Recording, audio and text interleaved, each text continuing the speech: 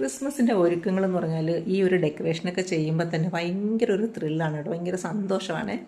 അത് നമ്മൾ എത്ര സമയം മെനക്കെട്ട് വേണമെങ്കിലും നിന്നങ്ങ് ചെയ്തെടുക്കും, അത്രയ്ക്കും ഇഷ്ടമാണ്. പിന്നെ ഞാനിതൊക്കെ ഒരു 2-3 ദിവസങ്ങളായിട്ടാണ് കേട്ടോ ചെയ്തെടുക്കുന്നത്.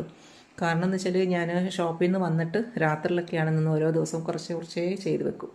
അപ്പം അങ്ങനെയാണ് ഇത് ഫുള്ള് ഞാൻ കംപ്ലീറ്റ് ചെയ്തത്. പിന്നെ ട്രീ ആണെങ്കിൽ തന്നെ അതിൻ്റെ ലൈറ്റും സെറ്റിങ്സൊക്കെ തന്നെ എല്ലാ കണക്ഷനും കൂടെ ഒരു എക്സ്റ്റൻഷൻ ബോർഡിൽ കൊടുത്തിരിക്കുവാണ്. അപ്പോൾ എന്നിട്ട് ലൂസ് കണക്ഷൻ്റെ ഇതാണെന്ന് തോന്നുന്നു. ട്രീയിലാണെങ്കിലും ഒരു 3 സെറ്റ് ബൾബെങ്കിലും കൊടുത്തിട്ടുണ്ട്. അപ്പോൾ ഒന്ന് കത്തുമ്പോൾ വേറൊന്നും കത്തത്തില്ല. അപ്പോൾ അങ്ങനെ എന്തായാലും അത് ഒരുവിധം ഞാൻ സെറ്റാക്കി എടുത്തിട്ടുണ്ട്. പിന്നെ ഈ ട്രീയുടെ കാര്യം പറയാനാണെങ്കിൽ കഴിഞ്ഞ വർഷം തന്നെ ഞാനിത് കളയാൻ വെച്ചിരുന്നൊരു സംഭവമാണ് കേട്ടോ. അപ്പോൾ അത് കളഞ്ഞിരുന്നെങ്കിൽ ഇന്ന് എനിക്ക് ഭയങ്കര ഒരു നഷ്ടമായിരുന്നേനെ.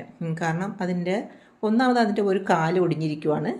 അതിൻ്റെ കൂടെ ട്രീയുടെ പല ബ്രാഞ്ചസും ഒടിഞ്ഞിട്ടുണ്ട് കേട്ടോ. നമ്മൾ എല്ലാ വർഷവും ഇങ്ങനെ വെക്കുകയും മടക്കി വെക്കുകയും പിന്നെയും നിവർത്തുകയൊക്കെ ചെയ്ത് ഒടിഞ്ഞു പോയിട്ടുണ്ട്. പിന്നെ അതുകൊണ്ട് തന്നെ അത് കഴിഞ്ഞ വർഷത്തോടെ മാറ്റണമെന്ന് വിചാരിച്ചിരുന്നതാണ്. പക്ഷെ എന്നാൽ ഇത്രയും വലുതായതുകൊണ്ട് തന്നെ കളയാൻ മനസ്സ് വന്നില്ല. അതുകൊണ്ട് ഈ വർഷം കൂടി വെക്കാമെന്ന് വിചാരിച്ചു. പക്ഷേ ഇങ്ങനെ വെച്ച് കഴിഞ്ഞപ്പോഴേക്കും കണ്ടിട്ട് ഒരു രക്ഷയില്ല കേട്ടോ, നല്ല ഭംഗിയായിരുന്നു.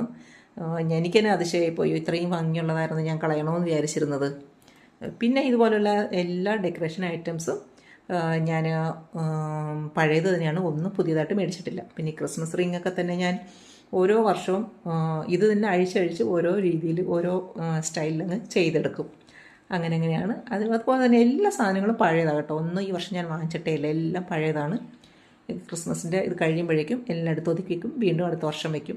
അങ്ങനെയാണ്. പിന്നെ ചെറിയ മാറ്റങ്ങൾ വരുത്തും ഓരോ വർഷവും. അതിൻ്റെ ഡെക്കറേഷനിലൊക്കെ ചെറിയ മാറ്റങ്ങൾ വരുത്തിയിട്ടാണ് ഇങ്ങനെ ഇതൊക്കെ ഞാൻ ഒരുക്കാറുള്ളത്. പിന്നെ ഗിഫ്റ്റൊക്കെ പൊതിഞ്ഞ് വെച്ചിരുന്ന വെറും ന്യൂസ് പേപ്പറാണ് കേട്ടോ, അതിനകത്തൊന്നും ഒന്നുമില്ല. ന്യൂസ് പേപ്പർ ഇങ്ങനെ കിഴി പോലെ കിട്ടിയിട്ടാണ് ഗിഫ്റ്റ് പേപ്പറിലായിട്ട് പൊതിഞ്ഞ് വെച്ചിരിക്കുന്നത്. പിന്നെ പുൽക്കൂടിൻ്റെ ഫ്രണ്ടിലുള്ള ഈ റാന്തൽ വിളക്കാണെങ്കിൽ ഒരു പ്രത്യേക ഭംഗിയാണ്, ഒരു കുഞ്ഞു വിളക്കാണ് കേട്ടോ. ഇതാണെങ്കിൽ നമ്മുടെ ക്രിസ്മസ് ട്രീയിൽ കഴിഞ്ഞ വർഷം ഇട്ടിരുന്ന ചെറിയ കുഞ്ഞു ബൾബുകളായിരുന്നു. അപ്പോൾ അത് കഴിഞ്ഞ വർഷത്തോടെ ചീത്തയായി. അതുകൊണ്ട് ഞാനിത് കളയണ്ടല്ലോ എന്ന് വെച്ചിട്ട് അതിൻ്റെ വയറൊക്കെ കട്ട് ചെയ്ത് മാറ്റിയിട്ട് ഇങ്ങനെ ഫ്രണ്ടിൽ വെച്ചു. അതിൻ്റെ അടുത്ത് ചെറിയ കുഞ്ഞു മെഴുകുതിരിയും കൂടി കത്തിച്ച് വെച്ചിട്ടുണ്ട്. അപ്പോൾ ശരിക്കും റാന്തൽ വിളക്ക് കത്തുന്ന ഒരു ഭംഗിയാണ് അതിൽ കാണുന്നത്. പിന്നെ ഫ്രണ്ടിൽ നിൽക്കുന്ന വലിയ റാന്തൽ വിളക്കാണെങ്കിൽ ഞാൻ ഷോക്കേസിൽ വെറുതെ വെച്ചിരുന്നതാണ്. അതിപ്പം എനിക്കത് ഉപകരിച്ചു കേട്ടോ. 2-3 ദിവസം മെനക്കെട്ടാൽ എന്താ, സിറ്റ് ഔട്ട് നല്ല ഫുൾ ക്രിസ്മസ് വൈബിലാക്കിയിട്ടുണ്ട്. അപ്പോൾ വീഡിയോ എല്ലാവർക്കും ഇഷ്ടപ്പെട്ടിട്ടുണ്ടെങ്കിൽ ഒന്ന് ലൈക്ക് ചെയ്ത് സപ്പോർട്ട് ചെയ്തേക്കണേ.